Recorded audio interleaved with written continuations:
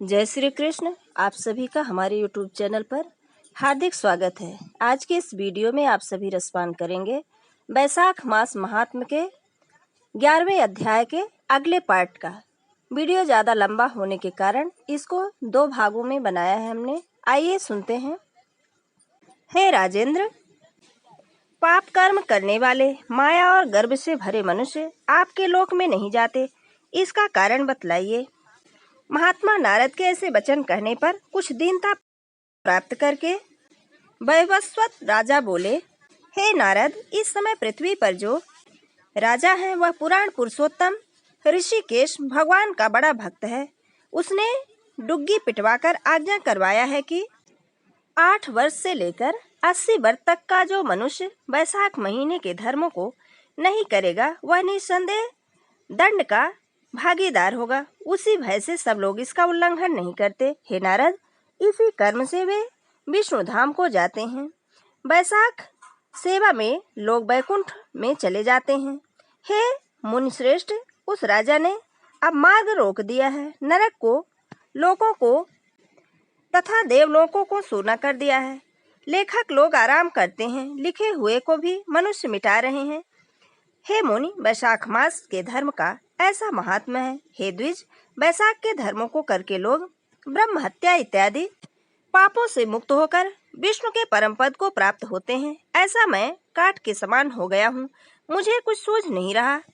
अतएव उस महाबली से युद्ध करके मैं उसको मार डालूंगा। स्वामी के कार्य को न करता हुआ जो व्यापार हीन पड़ा रहता है उसका धन नाश हो जाता है और वह निश्चय नरक में जाता है। यदि दैववश वह अवध होगा तो ब्रह्मा के पास जाकर उनसे सब वार्ता निवेदन करके तभी मैं अवश्य स्वस्थ होऊंगा। ऐसा कहकर मुनि से सलाह करके अपने अनुचरों के साथ पृथ्वी पर गया।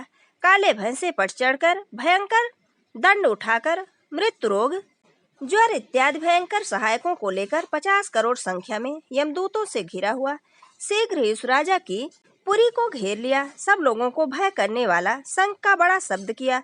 उसको सुनकर राजर्षि वैवस्वत यम आया है, ऐसा जानकर अपनी सब सेना इकट्ठी करके क्रोध से नगर के बाहर निकला।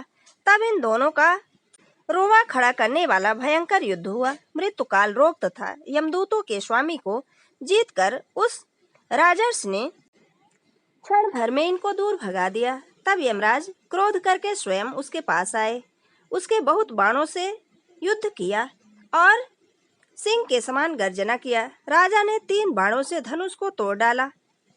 तब ढाल तलवार लेकर यम मारने को चला। उनको देखकर राजा ने क्रुद्ध होकर ढाल और तलवार को काट डाला और काले नाग के समान एक तीर उसके मस्तक पर चुभाया। उसने चोट खाकर यम से क्रुद्ध होकर दंड उठाया और ब्रह्मास्त्र से अभिमंत्रित करके उसके ऊपर दंड फेंका। तब देखने वाले मनुष्यों ने बड़ा हाहाकार मचाया।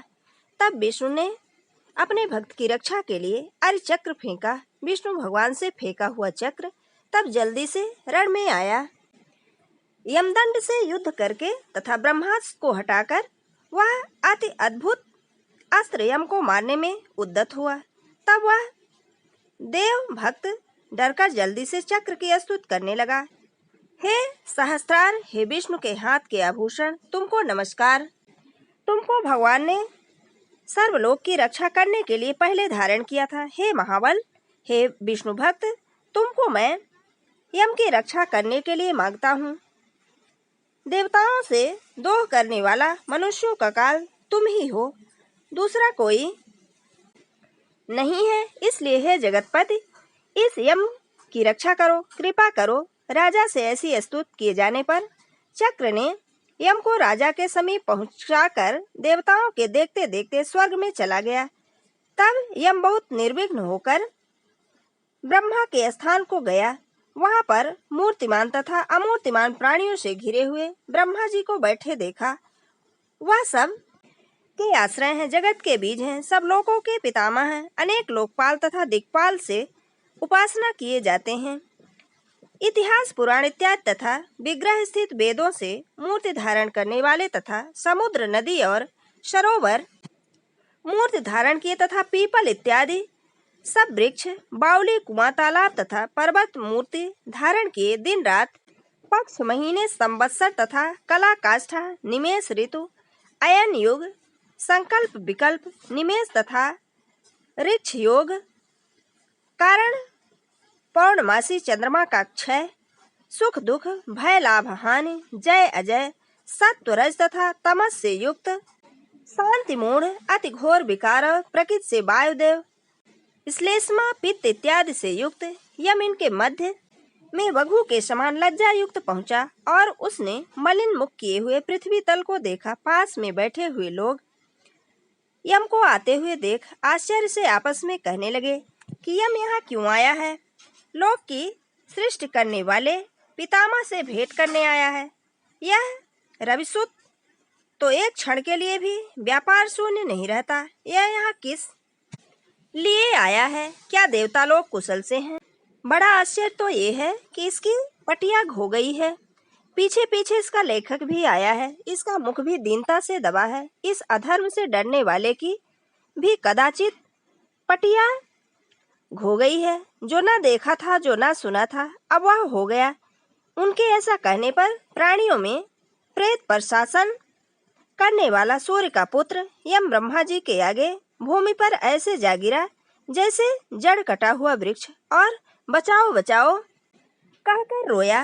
वह कहने लगा, हे देवेश, मैं हारा हूँ, मेरी पटिया घुल गई है। हे कमलासन, आपके नाथ रहने पर भी मैं नाश देखता हूँ। हे राजन, ऐसा कहकर वह चेतना शून्य हो गया। सब सभा में कोलाहल का शब्द हुआ जो सब अस्थावर जंगम मठ प्राणियों को रुलाता है। वह वैवस्वत यम किस लिए दुखी होकर रोता है? जो मनुष्यों को कष्ट देने वाला है, वह इतनी जल्दी दुखी क्यों हुआ? अवश्य पाप करने वाला मनुष्य कल्याण को प्राप्त नहीं करता।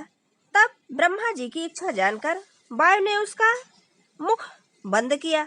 लोगों को हटाकर सब लोगों के सूत्र रूप उदार चित्त वाले ब्रह्मा जी ने अपनी मोटी भुजाओं से धीरे धीरे उसको उठाया और कलपते हुए उस पर अधीन को आसन पर बैठाकर रविसुत यम से पूछा, किसने तुम को हराया है और किसने तुमको स्थान से हटाया है? हे लोकपत, किसने तुम्हारी पटिया घो डाली है? सब बात पूर्ण रूप से कुश केतु के पुत्र के आगे कहो। हे तात, वह सबका प्रभु है, तेरा है, मेरा भी है। हे मार्तंडे, तुम्हारे हृदय के दुख को यह हरेगा। जब पवन देवता ने ऐसी बात कहा, तब अतिदीन रविपुत्र यम के कुश केतु के पुत्र के मुख की ओर देखकर गदगद वाणी से कहा, सच है, श्री स्कंद पुराण के वैशाख महात्म्य के नारद और अम्बरीश के संवाद में कीर्तिम द्विजय नाम का 11वां अध्याय समाप्त हुआ। अगर हमारा ये वीडियो आपको अच्छा लगे तो लाइक जरूर करें और मित्रों के बीच में शेयर करना बिल्कुल न भूलें। जय श्री कृष्ण। धन्यवाद।